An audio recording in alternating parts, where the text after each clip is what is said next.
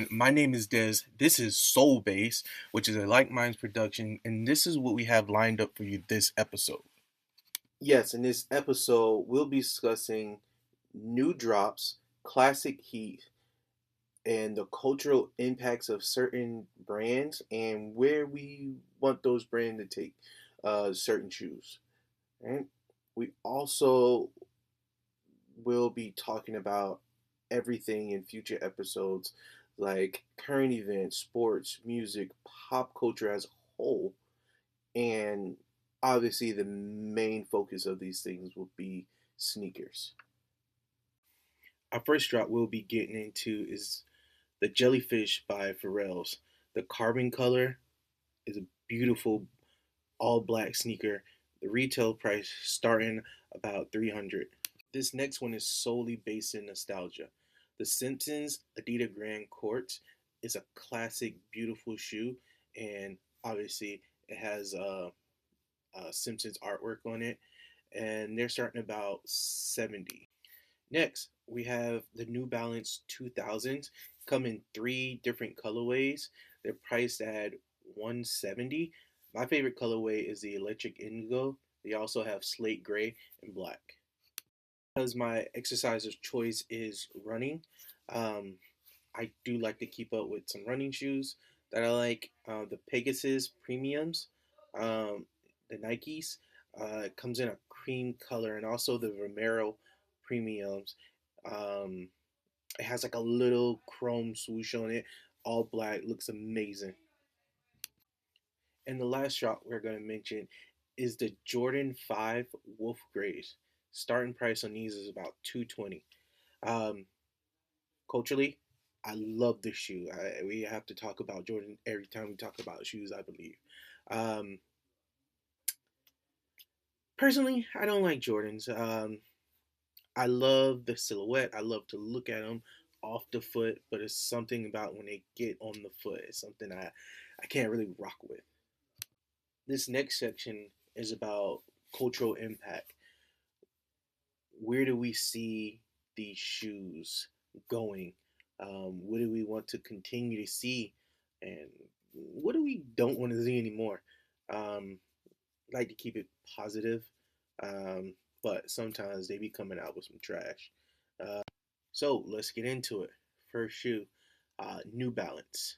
Um, I love their collabs just because they have endless designs and all the layering that they have on the shoes. It's just I haven't seen a bad one yet. I see how some I wouldn't particularly wear, but haven't seen a bad one yet. Um, the price points are always good, and you get people that's impactful in the culture like Action Bronson, Kith, and Joe Freshgood. That's always doing something special. And then you got some of their OG classics like the 574s, which is a beautiful shoe. I don't need a collaboration. You just get the nice gray pair that they have, and you just you hit the street. Another thing I would like to see Reebok have a breakout year. Um, I really want to see a Shaq collab, like somebody redo the Shaq shoe, um, and make it dope, make people want to buy it. People buy it just because, but I want to see people rushing to buy this shoe. Um, I believe it's a great looking shoe, and it you know deserves some more love. Um, I love what they're doing with the Iversons. Um, they can whatever they're doing, they can keep doing that. Keep coming out with different colorways that look good. Um, don't do any crazy themes. Just keep it simple. Um, and I want to see. I don't know. I just think this is a personal preference. I want to see somebody really do the pump nice. Just do the pump nice.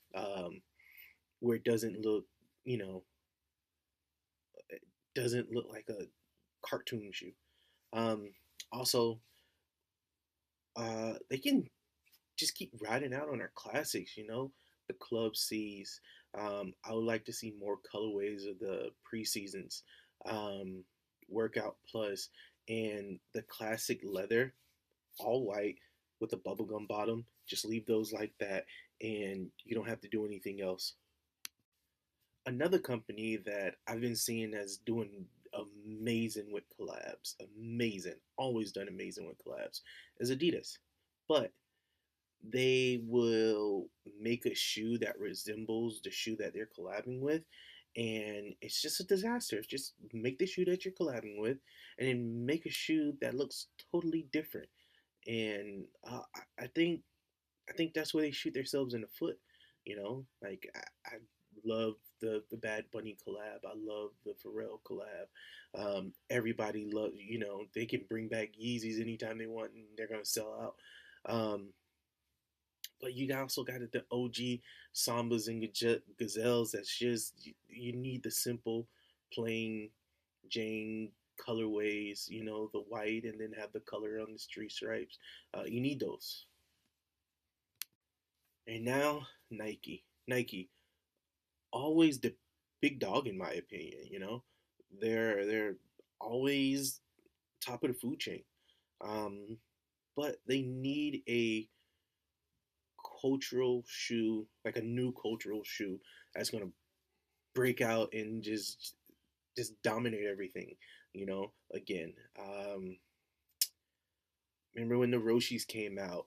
Um, but they always sell their Air Force Ones. They always sell their Air Max. Um, I think the Pegasus, if they do it right, they price them correctly. I think the Pegasus will, it probably won't be a breakout shoe, but definitely be a crossover shoe because it's just my opinion, it's just a beautiful shoe. I just love the way it's designed. I love the air bubble running through the whole middle. It's just a beautiful shoe. I love it. Now let's get into a collab that I am excited about, just because I just like the first shoe. Um, is Virgil. They're coming out. They're going into the archives and coming out with the Jordan 1 Alaskas. I just think I just think that's a beautiful shoe. If it was up to me, that would have been um, the only off white that they made. Technically, this is not an off white, but I like this shoe. I like this shoe a lot. The starting price for this one would be about 230.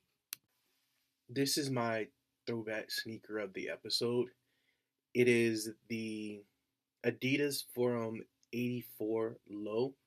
I just love this shoe. I love how it looks on the foot, how it feels when you walk in, how it looks with anything, a pair of pants, some shorts.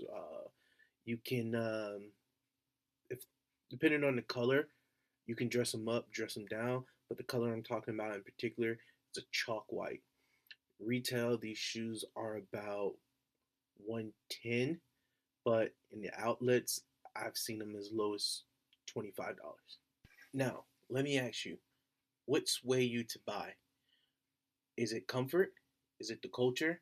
Or is it hype? We'll answer that question in the next episode. Thanks for tuning in.